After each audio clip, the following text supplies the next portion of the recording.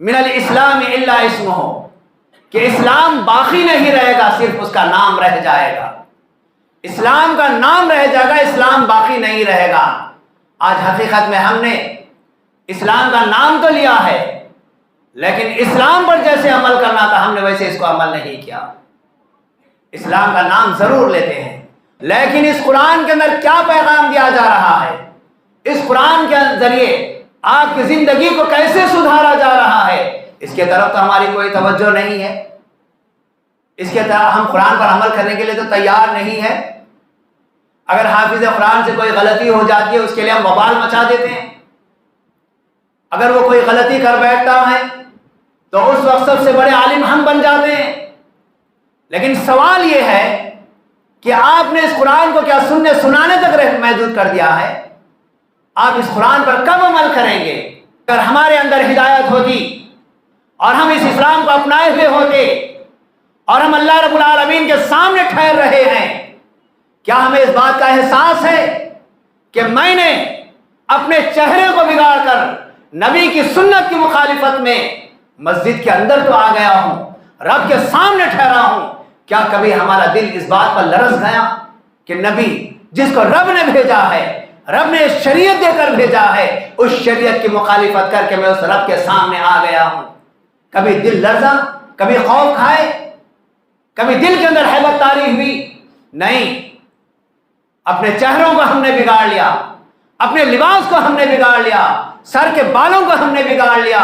شریعت نے بتا دیا تھا، نبی نے بتا دیا ٹخنے کے نیچے کپڑا نہیں ہونا چاہیے، ہم نے شریعت کی مخالفت میں ٹخنے کے نیچے کپڑا بھی رکھ لیا۔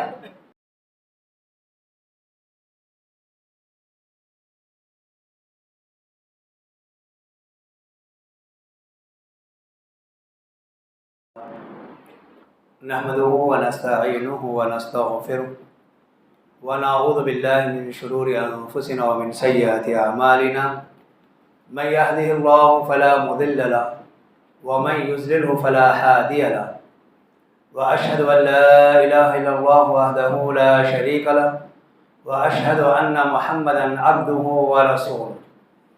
وقد قال الله تبارك وتعالى في القرآن المجيد والفرقان الحميد، فأعوذ بالله السميع العليم من الشيطان الرجيم، يا أيها الذين آمنوا اتقوا الله حق تقاته ولا تموتن إلا وأنتم مسلمون، يا أيها الناس اتقوا ربكم الذي خلقكم من نفس واحدة وخلق منها زوجها وبث منهما رجالا كثيرا ونساء، واتقوا الله الذي تساءلون به والأرحام إن الله كان عليكم رقيبا، يا أيها الذين آمنوا اتقوا الله وقولوا قولا سديدا يصلح لكم أعمالكم ويغفر لكم ذنوبكم، ومن يطع الله ورسوله فقد فاز فوزا عظيما، أما بعد فإن خير الحديث كتاب الله، وخير الهدي هدي محمد صلى الله عليه وسلم، وشر الأمور محدثاتها وكل محدثة بدعة وكل بدعة ضلالة وكل ضلالة في النار۔ وقد قال الله تبارك وتعالى في القرآن المجيد والفرقان الحميد، فأعوذ بالله السميع العليم من الشيطان الرجيم، واستعينوا بالصبر والصلاة إن الله مع الصابرين۔ معزز و محترم حاضرین جمعہ، تمام قسم کی حمد و ثنا، تعریف و توصیف، کبریائی، بڑائی، بزرگی، برتری اس اللہ وحدہ لا شریک کے لیے سزاوار ہے جو ساری کائنات کا خالق، مالک، حاکم، مدبر و مصور ہے، جس ذات کے حکم سے ساری دنیا روا دواں ہے، اس کے معاملات میں، اس کے اختیارات میں، تصرفات میں کوئی اس کا شریک اور ساجھیدار نہیں ہے۔ وہ ذات جس کی کوئی مثال نہیں ہے، کوئی اس کے برابر نہیں ہے، اور وہ ذات ہمیشہ سے اور ہمیشہ رہے گی۔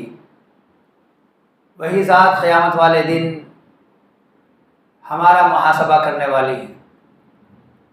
درود و سلام ہو تمام انبیاء اور رسول پر، خصوصاً ہمارے اور آپ کے آخری نبی جناب محمد رسول اللہ صلی اللہ علیہ وسلم کی ذات مبارکہ پر۔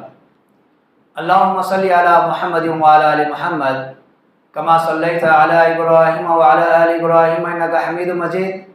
अल्लाहुम्मा बारिक अला मुहम्मद व अला आलि मुहम्मद कमा बारकता अला इब्राहीम व अला आलि इब्राहीम इन्नका हमीदुम मजीद। मौजूद हाज़रीन, आज के इस जुमा में मौजूदा हालात और हमारी ज़िम्मेदारी से मुताल्लिक़ कुछ बातें मैं आपके गोशगुजार करना चाहता हूँ। अल्लाह तबारक व तआला से दुआ है कि अल्लाह ताला हम तमाम को हुस्न अमल की तौफ़ीक़ अता फ़रमाए। मौजूद हाज़रीन, ये बात बिल्कुल वाज़ेह, रोशन और आया है कि आज हम जिन हालात से गुज़र रहे हैं, ये हालात इंतहाई कठिन हालात हैं। मसाइब दिन ब दिन बढ़ते जा रहे हैं, मुश्किलात में इजाफ़ा हो रहा है। आए दिन नए नए फितने उभर कर हमारे सामने आ रहे हैं। ऐसे वक्त में थोड़ा सा हम गौर करके देखें, इन हालात का वजह क्या है, इसका सबब क्या है। तो ये बात बिल्कुल वाज़ेह तौर पर हमारे सामने आएगी कि इन हालात के बिगड़ने या हालात मुसलमानों के खिलाफ होने की असल वजह ये है, हमारे अपने अंदर बिगाड़ आ गया है, हमारे अपने अंदर खराबी पैदा हो गई है। हमारी खराबी की बुनियाद पर ये हालात बिगड़ते चले जा रहे हैं। यूँ समझिए, ज़ाहिरी बिगाड़ दाखिली बिगाड़ का सबब है। इसीलिए ये बात बहुत मशहूर है कि किसी भी फल का पहले मग़ज़ ख़राब होने लगता है और उसके बाद उसके आसार उसके छिलके पर नज़र आते हैं। बताने का मकसद ये है कि हमारे नबी जनाब मोहम्मद रसूलुल्लाह सल्लल्लाहु अलैहि वसल्लम एक ऐसे वक्त नबी बनाए गए जब माशरे के अंदर बहुत सारी खराबियां पाई जा रही थी। कोई जुर्म, कोई बेहयाई और कोई उरियानियत ऐसी नहीं थी जो उस मौके पर ना हो। हमारे नबी सल्लल्लाहु अलैहि वसल्लम जब अल्लाह तबारक व तआला ने आपको नबुव्वत से सरफराज फरमाया, बहैसियत नबी आप इस कौम के पास आए तो आपने इनके अंदर ऐसी इस्लाह की कि इनका जाहिर और बातिन दोनों पाक हो गया। और बहुत कलील अरसे के अंदर जो माशरे के अंदर हर किस्म की बुराई मौजूद थी, अब वो माशरा एक सालेह माशरा बनकर उभरने लगा। जहां उरियानियत थी वहां पर्दे की तालीम आ गई, जहां झूठ उरूज पर था वहां पर सच्चाई उरूज पर आ गई। बेरहमी आम थी, रहम दिली वहां पर आ गई। जालिमों का जुल्म ज्यादा था, अब मजलूमों की मदद होने लगी और इंसाफ का बोलबाला होने लगा। एक एक चीज को आप देखते जाएं, जो बुराई की शक्ल माशरे के अंदर मौजूद थी, अब वहां पर कैसी कैसी अच्छाई उनके अंदर आ गई। और बहुत कलील अरसे में अल्लाह के नबी सल्लल्लाहु अलैहि वसल्लम ने एक साले माशरे को तश्कील दिया। इनका जाहिर और इनका बातिन बिल्कुल पाक और साफ था।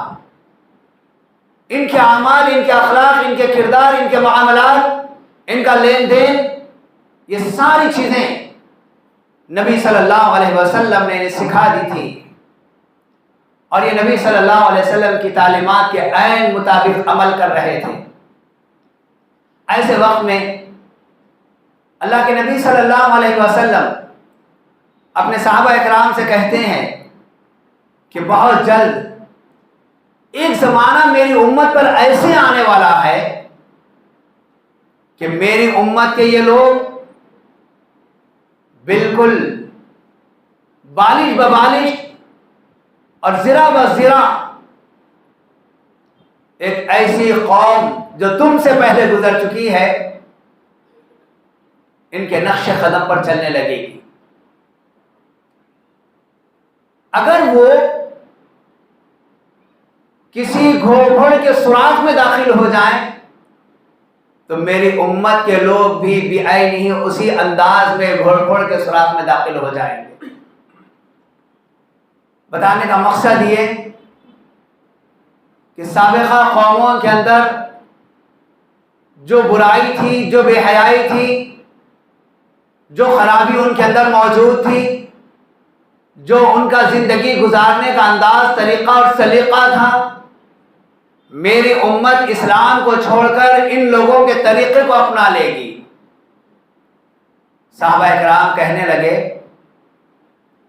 اے اللہ کے نبی صلی اللہ علیہ وسلم، الیہود والنصارى، کہ اس سے مراد آپ کیا یہود اور نصارہ کی بات کر رہے ہیں؟ قال فمن، آپ نے کہا پھر اور کون؟ یہی تو یہود اور نصارہ ہیں. عزیزان محترم، نبی صلی اللہ علیہ وسلم کی حدیث کو مد نظر رکھیے اور اس کے بعد اپنے معاشرے کا جائزہ لے کر دیکھیے کیسے آج مسلمان یہود و نصارہ کے طریقے پر چل رہے ہیں. کیا ہمارے نبی صلی اللہ علیہ وسلم عقیدے کی تعلیم کے ساتھ ساتھ ہمیں کھانے پینے کے آداب نہیں سکھائے؟ کیا ہمارے نبی صلی اللہ علیہ وسلم نے ہمیں سونے اور جاگنے کے آداب نہیں سکھائے؟ کیا ہمارے نبی صلی اللہ علیہ وسلم قضائے حاجات کے آداب نہیں سکھائے؟ کیسے قضائے حاجات کے لیے جانا ہے اور کیسے بیٹھنا ہے، کیا چیز آپ کے ساتھ ہونی چاہیے، کیا چیز آپ کے ساتھ نہیں ہونی چاہیے، اور کس چیز کا آپ ذکر کر سکتے ہیں، کس چیز کا آپ ذکر نہیں کر سکتے، اور پھر استنجا بھی کرنا ہے تو کس انداز سے استنجا کرنا ہے. یہ ساری تعلیم ہمارے نبی صلی اللہ علیہ وسلم نے ہم کو دی ہے. ہمارے نبی صلی اللہ علیہ وسلم والدین کے ساتھ حسن سلوک کا طریقہ بتایا، اولاد کی تربیت کا طریقہ بتایا، ماں باپ کے حقوق بتائے، رشتہ داروں کے حقوق بتائے، مہمانوں کے حقوق بتائے، پڑوسیوں کے حقوق بتائے. بتائیے کون سی ایسی چیز ہے جو ہمارے نبی صلی اللہ علیہ وسلم نے تشنا چھوڑ دیا ہے، یا کون سی ایسی چیز ہے جو ہمارے نبی صلی اللہ علیہ وسلم نے ہم تک نہیں پہنچایا ہے؟ ہر چیز آپ نے واضح طور پر کھول کر بیان کر دی. جب ایک یہودی نے ازراہ مذاق سلمان فارسی سے کہا کیا تمہارے نبی صلی اللہ علیہ وسلم پیشاب پاخانے کے لیے آداب بتاتے ہیں؟ تو سلمان فارسی نے فخر کے ساتھ کہا کہ ہاں، ہمارے نبی صلی اللہ علیہ وسلم پیشاب پاخانے کے بھی آداب بتاتے ہیں. یہ ہمارے نبی صلی اللہ علیہ وسلم کی تعلیم ہے. لیکن آج ہم دیکھیں کیا ہم نے اللہ کے نبی صلی اللہ علیہ وسلم کی حدیث کے مطابق یہود و نصارہ کے طریقے کو اپنایا ہے یا نہیں اپنایا ہے؟ حالانکہ ہر نماز میں، ہر رکعات کے اندر اللہ تبارک و تعالیٰ سے دعا کرتے ہیں کہ صراط الذین انعمت علیہم غیر المغضوب علیہم ولا الضالین. اللہ ہمیں ان لوگوں کے راستے پر نہ چلا جن پر تیرا غضب نازل ہوا ہے، جن سے جو گمراہ ہو گئے ہیں. مغضوب سے مراد یہود اور ضالین سے مراد نصارہ. ان یہود و نصارہ کے طریقے پر چلنے سے ہم روزانہ ہر رکعت کے اندر، ہر نماز میں اللہ تبارک و تعالیٰ سے دعا کرتے ہیں کہ اللہ تعالیٰ ہمیں یہود و نصارہ کے طریقے سے بچا. لیکن کیا ہم جو دعائیں کر رہے ہیں اس کا کوئی اثر ہمارے دل پر ہے؟ عزیزان محترم، شاید یہ بات آپ کو بہت بری لگے گی. آج ہماری تہذیب، ہمارا تمدن یہود و نصارہ کے کلچر کے مطابق ہو گیا ہے. ہمارا کھانا پینا، نبی صلی اللہ علیہ وسلم نے بیٹھ کر کھانے کی تعلیم دی، بیٹھ کر پینے کی تعلیم دی، اللہ یہ کہ کوئی عذر ہو، کوئی بچا ہو. لیکن آداب میں آپ نے بتایا بیٹھ کر کھائیں اور پئیں. لیکن ہم نے اس کو یہود و نصارہ کے طریقے پر چل کر کھڑے رہ کر کھانا اور کھڑے رہ کر پینا اس کو فیشن بنا لیا۔ نبی صلی اللہ علیہ وسلم نے بیٹھ کر قضائے حاجات کی تعلیم دی، لیکن ٹھہرے ٹھہرے ہم پیشاب سے فارغ ہو جاتے ہیں۔ ہاں اگر کوئی مجبوری ہے، کوئی مسئلہ نہیں ہے، لیکن ہم عام عادت اس کو بنا لیے ہیں۔ ہمارے کھانے کے آداب، ہمارے سونے کے آداب، ہمارے رہن سہن کے آداب سب ہم نے تبدیل کر کے رکھ دیا۔ ہمارے نبی صلی اللہ علیہ وسلم اپنا چہرہ کیسا رکھنا ہے، اپنے بال کیسے رکھنا ہے، اپنا لباس کیسے رکھنا ہے، یہ ساری تعلیم ہمارے نبی نے دی تھی۔ آج ہم نے ہمارے نبی کی تعلیم کی مخالفت میں اپنے چہروں کو بھی بدل کر بتا دیا، اپنے بالوں کو بھی بتا دیا، اطراف سے بال کٹا کر سر کے اوپر گنبد کے مانند بالوں کو چھوڑ لیتے۔ یہ کس کی تہذیب ہے؟ یہ کس کا طریقہ ہے؟ اور حالت تو یہ ہے کہ ہم پر ان حالات پر ہمیں کوئی شرمندگی بھی محسوس نہیں ہوتی۔ اس میں اگر حقیقت دیکھا جائے، ماں باپ بھی ذمہ دار ہے، بڑے بھائی بھی ذمہ دار ہے، اور ان کے جو سرپرست اور رہنما یہ بھی ذمہ دار ہیں۔ آج یہ قوم کہاں جا رہی ہے؟ جہاں لڑکیوں کے لیے بال کٹانا منع ہے، مردوں کے مانند بال کٹا کر وہ پھر رہی ہے۔ جہاں مردوں کو بال کٹانا ہے، وہاں عورتوں کے مانند وہ بال چھوڑ کر فیشن بنا لیے ہیں۔ یہ اسلامی تہذیب ہے؟ بگاڑ کہاں پر ہے؟ بگاڑ ہمارے اپنے اندر ہے۔ ہم نے اپنے نبی کی تعلیم کو چھوڑ دیا ہے، ہم نے اپنے نبی کے طریقے کو چھوڑ دیا ہے، اور اپنی مرضی اور منشا کے مطابق یہود و نصارہ کے طریقے کو اپنا لیا ہے۔ ہماری دعوتوں میں دیکھ لیجئے، ہمارے فنکشن ہال میں دیکھ لیجئے، ہر مقام پر آپ دیکھیے، کیا یہ ساری برائی ہمارے اندر موجود ہے یا نہیں؟ یہ بگاڑ ہمارے اندر پایا جا رہا ہے یا نہیں پایا جا رہا ہے؟ آئیے علی رضی اللہ تعالیٰ عنہ سے ایک روایت ہے، ابو سعید خدری رضی اللہ تعالیٰ عنہ حدیث کے راوی ہیں، کہتے ہیں کہ ان نبی صلی اللہ علیہ وسلم قال لتتبعن سنن من قبلكم شبرا بشبر وذراعا بذراع حتى لو سلكوا جحر ضب لتسلكوه قلنا یا رسول اللہ اليہود والنصارى قال فمن۔ یہ حدیث ابو سعید خدری رضی اللہ تعالیٰ عنہ سے روایت کی گئی ہے، اور شیخین نے اس روایت کو صحیح قرار دیا ہے، اور یہ آج ہم یقینی معنوں میں اللہ کے نبی صلی اللہ علیہ وسلم کے فرمان کے مطابق بالش و بالش، زرا و زرا یہود و نصارہ کے طریقے پر جا رہے ہیں۔ یہاں تک کہ اولاد کو تعلیم بھی دلائی جا رہی ہے تو یہود و نصارہ کے طرز پر تعلیم دلائی جا رہی ہے۔ کتنے مسلمان ہیں جو دینی تعلیم کو اہمیت دیتے ہیں، دینی تعلیم کو نمبر 1 رکھنا چاہتے ہیں؟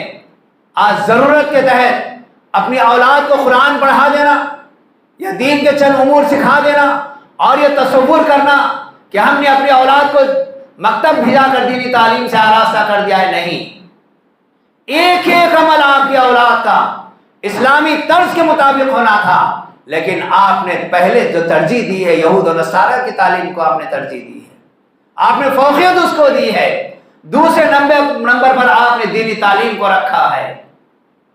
اور اس کے بعد ایک اور حدیث جان لیں، ان علی رضی اللہ تعالیٰ عنہ قال قال رسول اللہ صلی اللہ علیہ وسلم یوشک ان یأتی علی الناس زمان لا يبقى من الاسلام الا اسمه ولا يبقى من القرآن الا رسمه مساجد عامرة وهي قراب من الهدى علماء شر من تحت عادين السماء من عندهم تخرج الفتنة وفيهم تعود۔ بڑے غور سے حدیث کو سنیں، علی رضی اللہ تعالیٰ عنہ حدیث کے راوی ہیں، اللہ کے نبی صلی اللہ علیہ وسلم فرما رہے ہیں بہت قریب لوگوں پر ایک ایسا زمانہ آنے والا ہے۔ اور ایک روایت میں اللہ کے نبی صلی اللہ علیہ وسلم فرماتے ہیں بہت قریب میری امت پر ایک ایسا زمانہ آنے والا ہے کہ لا یبقى من الاسلام الا اسمہ، کہ اسلام باقی نہیں رہے گا، صرف اس کا نام رہ جائے گا۔ اسلام کا نام رہ جائے گا، اسلام باقی نہیں رہے گا۔ آج حقیقت میں ہم نے اسلام کا نام تو لیا ہے لیکن اسلام پر جیسے عمل کرنا تھا ہم نے ویسے اس کو عمل نہیں کیا. اسلام کا نام ضرور لیتے ہیں. اور پھر اللہ کے نبی صلی اللہ علیہ وسلم نے کہا کہ اسی طریقے سے قرآن باقی رہ جائے گا. قرآن باقی نہیں رہے گا سوائے رسمی طور پر. آج قرآن ہم جو تلاوت کر رہے ہیں یا سماعت جو کر رہے ہیں یہ رسمی طور پر قرآن کی تلاوت ہو رہی ہے, رسمی طور پر قرآن کی سماعت ہو رہی ہے. آج بہترین قاری ہم کو چاہیے, بہترین آواز والا ہم کو چاہیے. یقیناً قرآن کی تلاوت بہترین انداز میں ہونی چاہیے اور تجوید کے ساتھ ہونی چاہیے, ترتیب اور ترتیل کے ساتھ ہونی چاہیے. یہ سب چیزیں ضروری ہے. لیکن اس قرآن کے اندر کیا پیغام دیا جا رہا ہے, اس قرآن کے ذریعے آپ کی زندگی کو کیسے سدھارا جا رہا ہے, اس کے طرف تو ہماری کوئی توجہ نہیں ہے. اس کے طرف ہم قرآن پر عمل کرنے کے لیے تو تیار نہیں ہے. اگر حافظ قرآن سے کوئی غلطی ہو جاتی ہے اس کے لیے ہم وبال مچا دیتے ہیں. اگر وہ کوئی غلطی کر بیٹھتا ہے تو اس وقت سب سے بڑے عالم ہم بن جاتے ہیں. لیکن سوال یہ ہے کہ آپ نے اس قرآن کو کیا سننے سنانے تک محدود کر دیا ہے؟ آپ اس قرآن پر کب عمل کریں گے؟ اس کے پیغام کو کب جانیں گے؟ اس کے پیغام کو اپنی زندگی میں کب لائیں گے؟ ذرا غور کر کے دیکھیں. نبی صلی اللہ علیہ وسلم نے فرمایا کہ وَلَا يَبْقَ مِنَ الْقُرْآنِ إِلَّا رَسْمُهُ. یہ قرآن باقی نہیں رہے گا, صرف رسمی طور پر رہ جائے گا. اس کی اصلیت, اس کی معنویت کو ہم نے نظر انداز کر دیا ہے. کیا آج ہم میں سے کوئی یہ کہہ سکتا ہے کہ یہ دور ابھی نہیں آیا ہے؟ یقیناً آج ہماری کھلی آنکھوں سے ہم یہ مناظر دیکھ رہے ہیں. نبی صلی اللہ علیہ وسلم نے آج سے 1400 سال پہلے جو پیغام دیا ہے اور آپ نے جو پیشن گوئی کی ہے آج ہو بہو ہمارے آنکھوں کے سامنے موجود ہے. ہم اپنی آنکھ کھول کر ان سارے چیزوں کو دیکھ رہے ہیں. اور اس کے بعد نبی صلی اللہ علیہ وسلم فرماتے ہیں مساجدہم عامرۃ وہی قراب من الہدی. مساجد ہیں, آباد مساجد ہیں, لوگوں کی بڑی تعداد آ رہی ہے, لیکن افسوس کس بات کا ہے کہ ان کے اندر ہدایت موجود نہیں ہے, رہنمائی ان کے اندر موجود نہیں ہے, ہدایت سے ہٹے ہوئے یہ لوگ ہیں. عزیزان محترم, اگر ہمارے اندر ہدایت ہوتی اور ہم اس اسلام کو اپنائے ہوئے ہوتے اور ہم اللہ رب العالمین کے سامنے ٹھہر رہے ہیں, کیا ہمیں اس بات کا احساس ہے کہ میں نے اپنے چہرے کو بگاڑ کر نبی کی سنت کی مخالفت میں مسجد کے اندر تو آ گیا ہوں, رب کے سامنے ٹھہرا ہوں, کیا کبھی ہمارا دل اس بات پر لرز گیا کہ نبی جس کو رب نے بھیجا ہے, رب نے شریعت دے کر بھیجا ہے, اس شریعت کی مخالفت کر کے میں اس رب کے سامنے آ گیا ہوں؟ کبھی دل لرزا, کبھی خوف کھائے, کبھی دل کے اندر ہیبت طاری ہوئی؟ نہیں. اپنے چہروں کو ہم نے بگاڑ لیا, اپنے لباس کو ہم نے بگاڑ لیا, سر کے بالوں کو ہم نے بگاڑ لیا. شریعت نے بتا دیا تھا, نبی نے بتا دیا ٹخنے کے نیچے کپڑا نہیں ہونا چاہیے, ہم نے شریعت کی مخالفت میں ٹخنے کے نیچے کپڑا بھی رکھ لیا. رب کی بارگاہ میں آ گئے, حرام بھی کھا رہے ہیں, سود بھی کھا رہے ہیں, رشوت بھی لے رہے اور دے رہے ہیں. انٹرسٹ پر پیسہ لینا اور دینا بھی ہمارا جائز ہے. بڑے بڑے لون کاروبار کے لیے ہم لے رہے ہیں, بڑی بڑی دعوتیں ہماری ہو رہی ہیں لون کے اوپر, اور اس کے بعد مسجد میں آ کر اللہ کے سامنے ٹھہر رہے ہیں. کیا آپ ہدایت یافتہ اپنے آپ کو بتائیں گے؟ ان سارے جرائم کے بعد, ان ساری برائیوں کے بعد اب یہ کہیں کہ انہیں حالات بگڑ گئے ہیں. حالات پہلے اپنے اندر کے بگڑے, ہم نے اپنے حالات کو بگاڑا ہے, ہم اس کے اصل ذمہ دار ہیں. شریعت کی مخالفت کرنے والے ہم مسلمان ہیں. ہم نے شریعت کے ایک ایک مسئلے کو ہم نے نظر انداز کیا ہے, اور اس کے بعد یہ کہنا کہ حالات بہت خراب چل رہے ہیں. یقیناً ابتدا اس کی ہم نے کی ہے, بگاڑ ہم نے پیدا کیا ہے, شریعت کی مخالفت میں ہم نے اپنی زندگی گزاری ہے. اس کے بعد آئیے, اللہ کے نبی صلی اللہ علیہ وسلم فرماتے ہیں علماء شر من تحت آدین السماء. اس وقت علماء کا کیا حال ہوگا؟ اس آسمان کے نیچے سب سے بدترین لوگ علماء کرام بن جائیں گے. کیا ان کے اندر خرابی آ جائے گی؟ وہ خرابی یہ کہ حالات کے تحت یہ شر پسندوں کی تائید کرنے والے بن جائیں گے، شر پسندوں کے موافقت میں لوگ چلے جائیں گے، فتنے یہیں سے نکلنا شروع ہو جائیں گے، اور اس وقت ان کے اوپر پلٹ کر مصیبتیں آئیں گی، مظالم ان کے اوپر ہوں گے۔ وجہ کیا ہے؟ یہ العلماء ورثۃ الانبیاء، علماء انبیاء کے وارثین ہیں۔ اللہ کے نبی صلی اللہ علیہ وسلم نے اپنے دور میں جو کام کیا ہے، نبی کے بعد علماء کرام کی ذمہ داری ہے کہ یہ فرائض کو انجام دیں۔ نبی کے بعد علماء کرام کی ذمہ داری ہے کہ فرائض کو انجام دیں، لیکن آج علماء کرام کی ایک بڑی جماعت سب سے پہلے ان کے اندر عقائد کا بگاڑ، یہ قبر پرستی کی دعوت دینے والے علماء، برائی کی دعوت دینے والے علماء اور بدعات کی طرف دعوت بلانے والے علماء کرام، اور خبروں پر عرس اور نیاز کرنے والے علماء کرام، اور معمولی پیسوں پر دین اسلام کو فتووں کے ذریعے بیچنے والے علماء کرام، اور اس کے بعد وہ علماء کرام جو ان چیزوں سے باز آئے ہوئے ہیں، ان چیزوں کی خرابی ان کے اندر موجود نہیں ہے، لیکن ان کے دلوں کے اندر گندگی موجود ہے۔ کئی ایسے علماء کرام ہیں جن کے عقائد صحیح ہیں، لیکن ان کے دلوں کا تزکیہ نہیں ہو سکا، دلوں کے اندر بغض، عناد اور حسد کی آگ لے کر جو دنیا کے اندر اپنی زندگی گزار رہے ہیں۔ یہ علماء اکرام بھی اسی صف میں آ جاتے ہیں، اور علماء اکرام کا ایک طبقہ ایسا بھی ہے جو اپنے علم پر اتنا زیادہ فخر کرتا ہے کہ ہر کسی کو اپنے سے کمتر سمجھنے لگا ہے۔ غرض یہ کہ ایسے جتنے بھی علماء اکرام جنہوں نے نبی صلی اللہ علیہ وسلم کی شریعت کو نہیں اپنایا، چاہے وہ دنیا کے اندر اپنے علم کی بنیاد پر بلندی کی کس چوٹی پر بھی کیوں پہنچ نہ چکے ہوں، لیکن ان کے دلوں کا تزکیہ نہیں ہوا ہے، اور وہ نبی صلی اللہ علیہ وسلم کی شریعت کو نہیں اپنائے ہیں، نبی صلی اللہ علیہ وسلم کی تعلیمات کے مطابق اپنی زندگی نہیں گزار رہے ہیں، تو سارے علماء کرام اسی صف میں شامل ہونے والے ہیں۔ عزیزان محترم، اللہ تبارک و تعالی نبی صلی اللہ علیہ وسلم کو نبوت سے سرفراز فرمایا۔ رب العالمین نے حکم دیا، یا ایھا المدثر، اے چادر اوڑھ کر سونے والے، قم فانذر، آپ اٹھ جائیے، لوگوں کو ڈرائیے، وربک فکبر، اور اپنے رب کی بڑائی بیان کیجئے، وثیابک فطہر، اور اپنے کپڑوں کو پاک و صاف رکھیے، والرجز فہجر، اور ہر قسم کی گندگی سے اپنے آپ کو علیحدہ رکھیے، ولا تمنن تستکثر، احسان کر کے کسی پر زیادتی کا مطالبہ نہ کیجیے، وَلِرَبِّكَ فَاصْبِرْ، اور اپنے رب کے لیے صبر کیجیے۔ یہ نصیحت تھی اللہ تبارک و تعالیٰ کی نبی کریم صلی اللہ علیہ وسلم کے لیے، اور آپ صلی اللہ علیہ وسلم کے بعد ساری امت کے لیے، اور خصوصاً علماء کرام کے لیے، اہل علم کے لیے اللہ تبارک و تعالیٰ کی عمومی طور پر یہ نصیحت ہر ایک کو حاصل ہے، اور ہر ایک کی کامیابی ان اصولوں پر عمل کرنے پر اور ان نصیحتوں کو اپنانے کے بعد کامیابی اور کامرانی ہے۔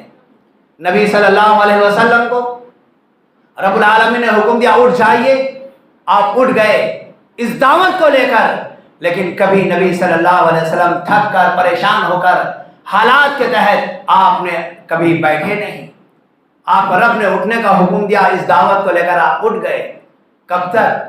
ساری زندگی آپ اٹھے رہے، اور رب نے کہا آپ لوگوں کو ڈرائیے، ساری زندگی نبی صلی اللہ علیہ وسلم لوگوں کو ڈراتے رہے، یہاں تک کہ آپ کی زندگی کا آخری وقت آ گیا، اس وقت بھی اللہ کے نبی صلی اللہ علیہ وسلم حقوق اللہ اور حقوق العباد کی تعلیم دیتے ہوئے اس دنیا سے رخصت ہوتے ہیں۔ الصلاۃ وما ملکت ایمانکم، صلاۃ کے ذریعے رب العالمین کا حقوق بتا رہے ہیں، اور وما ملکت ایمانکم کے ذریعے حقوق العباد کی آپ تعلیم دے رہے ہیں۔ زندگی کا آخری وقت ہے، اس وقت تک اللہ کے نبی صلی اللہ علیہ وسلم نے اپنے مشن کے اوپر لگے رہے، اور اس کے بعد یہ ذمہ داری ہمارے اوپر آتی ہے۔ رب نے کہا وَرَبَّكَ فَكَبِّرْ، اپنے رب کی بڑائی بیان کیجئے۔ آج ہم کو علم حاصل ہو گیا، یا پھر ہم दुनिया के अंदर कुछ शोहरत हासिल कर लिए, कोई मुकाम और मनसब पर फायज हो गए, अब हमारी निगाह ऊपर चले जाती है। हर किसी को हम हक़ारत की निगाह से देखते हैं।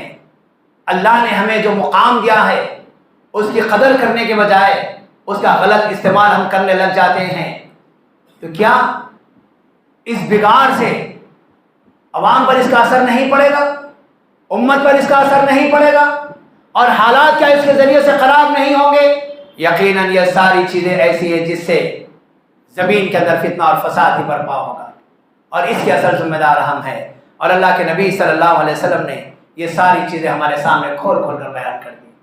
आइए अज़ीज़ान मोहतरम, अब ऐसे वक्त में हमें क्या करना चाहिए? हमें क्या करना चाहिए? हालात इंतहाई कठिन है। मुख्तसर तौर पर एक बात जान ले, ऐसे वक्त में भी इन हालात से अगर निकलना है, रुजू इल्लाह करना पड़ेगा, अल्लाह की तरफ रुजू करना पड़ेगा, अल्लाह से मदद तलब करना पड़ेगा, नमाज के ज़रिए से, सब्र के ज़रिए से। और ये बात जान लीजिए, अगर हम इस बेचैनी के साथ, बेकरारी के साथ रब्बुल आलमीन के सामने आ जाएंगे, तौबा व इस्तिग़फ़ार करेंगे, रब से माफ़ी मांगेंगे, आइंदा ना करने, इन गलतियों को छोड़ने का अहद करेंगे, और उसके बाद रब्बुल आलमीन को पुकारेंगे। अल्लाह तबारक व तआला कहता है, अम्मन युजीबुल मुस्तर्रा इज़ा दआहु व यक्शिफुस सूअ व यजअलुकुम खुलफ़ाअल अर्ज़ अइलाहुम मअल्लाह क़लीलन मा तज़क्करून। कौन है जो बेकरार की बेकरारी को सुने और उससे उसकी तकलीफ को दूर कर दे और उसे जमीन के अंदर खिलाफत अता करे? क्या उस अल्लाह के अलावा कोई और माबूद है? क़लीलन मा तज़क्करून, बहुत थोड़े लोग हैं जो इससे नसीहत हासिल करते हैं। अज़ीज़ान मोहतरम, आज इस बेचैनी की कैफियत में, या इन हालात में, या इन परेशानियों में हमें वावेला करने की ज़रूरत नहीं है, शिकवा और शिकायत करने की ज़रूरत नहीं है। आपको जो शिकायत करना है, जो शिकवा पेश करना है, रब्बुल आलमीन के सामने पेश कीजिए। आप अल्लाह के सामने आ जाइए। सबसे पहले हमारे अंदर जो खराबियां आई हैं, जो बुराइयां हमारे अंदर आ गई हैं, जो गलतियों पर हम अमल कर रहे हैं, सबसे पहले इनको छोड़िए, और उसके बाद बेचैन दिल के साथ, मुस्तरिब दिल के साथ अल्लाह के सामने आ जाइए। अपने हाथ को फैलाइए, अपने माथे को टेकिए और गिड़गिड़ाइए, रब से मदद तलब कीजिए। अल्लाह ज़ुल जलाल वल इकराम ज़रूर हमारे हालात को बदल कर रखेगा। हुज़ैफ़ा रज़ी अल्लाह तआला अन्हु कहते हैं, जब भी हम नबी करीम सल्लल्लाहु अलैहि वसल्लम को किसी परेशानी में देखते तो हम देखते कि अल्लाह के नबी सल्लल्लाहु अलैहि वसल्लम अल्लाह ताला की तरफ रुजू हो जाते। आप नमाज का एहतमाम कर लेते, आप नमाज अदा करते, रब्बुल आलमीन से दुआ करते। हम देखते कोई परेशानी नाजिल हो जाती, नबी सल्लल्लाहु अलैहि वसल्लम अपना वक्त मस्जिद में गुजारा करते। यहाँ तक के कहते हैं कि जब कुसूफ और खुसूफ का मौका आता, ऐसे वक्त हमने नबी सल्लल्लाहु अलैहि वसल्लम को मस्जिद में वक्त गुजारते हुए, तौबा व इस्तिग़फ़ार करते हुए, रब के लिए इबादत करते हुए देखा है। हमारे नबी सल्लल्लाहु अलैहि वसल्लम का तरीक़ा रहा है कि जब कोई मुसीबत आती तो आप अल्लाह ताला की तरफ रुजू हो जाया करते थे। हम तमाम के लिए भी यही पैगाम है कि इन हालात से अगर निकलना चाहते हैं तो हमारे लिए लाजिम और ज़रूरी है कि हम अल्लाह ताला की तरफ रुजू हो जाएं और अपनी गलतियों का एतराफ़ करें और नबी सल्लल्लाहु अलैहि वसल्लम की लाई हुई शरीयत को अपना लें। इसी से हमारे लिए कामयाबी व कामरानी है। मुअज़्ज़ज़ हाज़रीन, अल्लाह रब्बुल आलमीन ने हमें एक बेहतरीन उम्मत बनाया है, बेहतरीन उम्मत बनाया है। अल्लाह रब्बुल आलमीन ने कहा वज्तबाकुम, अल्लाह ने कहा कि तुमको चुन लिया गया है। नबी सल्लल्लाहु अलैहि वसल्लम ने इस उम्मत को अफजलुल उम्म करार दिया है, सारी उम्मतों में सबसे बेहतरीन उम्मत। अल्लाह के नबी सल्लल्लाहु अलैहि वसल्लम ने इस उम्मत की मिसाल दी है कि मेरी उम्मत कल मतर बारिश के मानिंद है। जैसे बारिश से बहुत सारे फ़ायदे होते हैं, ऐसे माशरे को मेरी उम्मत से बहुत ज़्यादा फ़ायदा होगा। नबी सल्लल्लाहु अलैहि वसल्लम ने तो इस उम्मत की बहुत तारीफ़ की है। अल्लाह के लिए हमें बहैसियत उम्मत मोहम्मदिया मायूस होने की कोई ज़रूरत नहीं है। रब ने हमारा मुकाम बहुत बुलंद रखा है। ये हमारी अपनी गलती है कि हमने उस मुकाम को खो दिया है। अल्लाह ने जो इज्जत हमें दी थी, हमने उस इज्जत को हमारे आमाल की वजह से खो दिया है। اگر دوبارہ یہ مقام چاہتے ہو، دوبارہ یہ عزت چاہتے ہو اور اپنے آپ کو افضل الامم کے اس طبقے میں رکھنا چاہتے ہو، ہماری یہ ذمہ داری ہے مایوسی کا شکار نہ ہو۔ حالات کیسے بھی کیوں نہ ہو، حالات سابقہ میں اس سے زیادہ خطرناک حالات تھے، اس سے زیادہ بگڑے ہوئے حالات تھے۔ حالات سے کوئی فرق ہمیں پڑنے والا نہیں ہے۔ ہمارے لیے ضروری ہے کہ ہم اپنے اسلام کو اپنا لیں، اپنے مقام کو جان لیں، اور جو عزت رب نے دی تھی اس عزت کی قدر کرتے ہوئے دوبارہ اسے بحال کرنے کے لیے رب تبارک و تعالیٰ کی طرف رجوع ہو جائیں اور گڑ گڑائیں، عاجزی و انکساری کریں۔ یقیناً اللہ رب العالمین حالات کو بدل کر رکھ دے گا۔ اللہ ذوالجلال والاکرام سے دعا ہے کہ اللہ تعالیٰ ان ساری باتوں پر مجھے اور آپ تمام کو عمل کرنے کی توفیق عطا فرما۔ اے اللہ ہمارے اندر جو بے راروی ہے، اے اللہ اس بے راروی سے ہمیں محفوظ فرما۔ اے اللہ آج ہم نے یقینی معنوں میں یہود و نصارہ کے جو طریقے کو اپنا لیا ہے، اے اللہ اس طریقے کو ترک کرنے اور تیرے نبی صلی اللہ علیہ وسلم کے پاکیزہ طریقے کو اپنانے کی توفیق عطا فرما۔ صحیح معنوں میں ہمیں نبی صلی اللہ علیہ وسلم کے امتی بننے اور آپ کے اسوے کو اپنانے کی توفیق عطا فرما۔ اے اللہ اس وقت جہاں کہیں مسلمان پریشان حال ہیں، اے اللہ ان کی پریشانیوں کو دور فرما۔ اے اللہ اس وقت ساری دنیا کے اندر خصوصاً ہمارے ملک ہندوستان میں جو حالات میں تبدیلی آ رہی ہے، اے اللہ تو بہتر جاننے والا ہے، ان حالات کو درست فرما دے۔ اے اللہ ہمیں سکون عطا فرما، اے اللہ ہمیں عافیت عطا فرما، اے اللہ ہر قسم کے خوف سے محفوظ فرما، ہر قسم کی حیبت سے محفوظ فرما، اے اللہ ہمارے دلوں کے اندر اطمینان نازل فرما۔ اے اللہ تیرے نبی صلی اللہ علیہ وسلم کی لائن ہوئی شریعت کے مطابق ہمیں عمل کرنے کی توفیق عطا فرما۔ اے اللہ جو بیمار ہیں انہیں شفاء کاملہ عاجلہ نصیب فرما۔ اے اللہ جو انتقال کر گئے ہیں، اے اللہ ان تمام مرحومین موحدین کی مغفرت فرما۔ اے اللہ ان کے گناہوں کو معاف فرما۔ اے اللہ ان کی قبروں کو نور سے بھر دے، قبر کے عذاب سے، قبر کی تاریکی اور تنگی سے محفوظ فرما۔ اے اللہ جو بقید حیات ہیں ان تمام کو صحت و عافیت نصیب فرما، امن و سکون نصیب فرما۔ اے اللہ ہر قسم کی موذی بیماریوں سے محفوظ فرما، ہر قسم کے آفات سے محفوظ فرما، اور اے اللہ ملک کے حالات کو بگڑنے سے محفوظ فرما۔ اے اللہ ہمیں اطمینان اور سکون کے ساتھ تیرے بھیجے ہوئے نبی صلی اللہ علیہ وسلم کے اسوے اور طریقے کو اپنانے کی توفیق عطا فرما۔ سبحان ربک رب العزت عما یصفون وسلام علی المرسلین والحمد للہ رب العالمین۔